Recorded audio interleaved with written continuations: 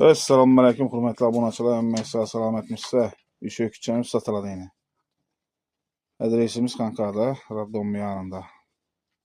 Yine. Çeledin 10 aylık öcəktiydi. Yepçəri, kəsəl sağına qaranta koyup bəllərim ha. Koyup bələsən ha qaranta ha? Yine. Bunu bakarsan 15 son dedin. 15. Qayıtıb bələmiz.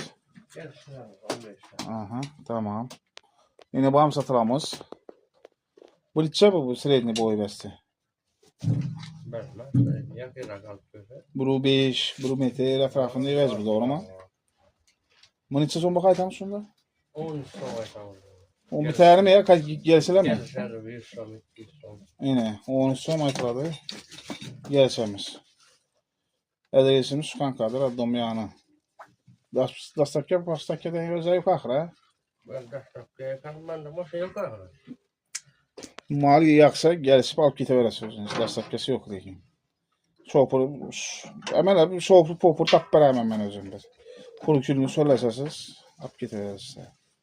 13'te aytılışı. Yine bu yepkisi dursa.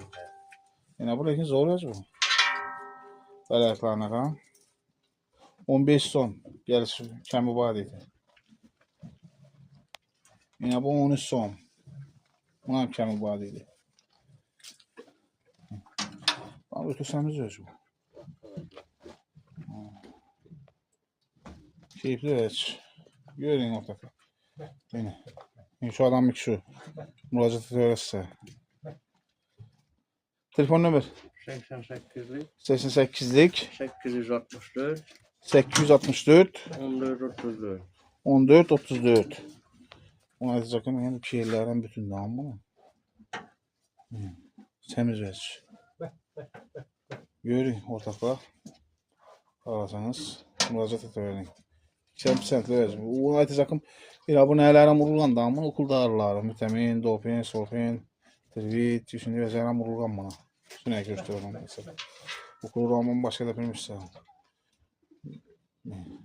Uzun atan kan kayık değil. Canlı limuzin değil.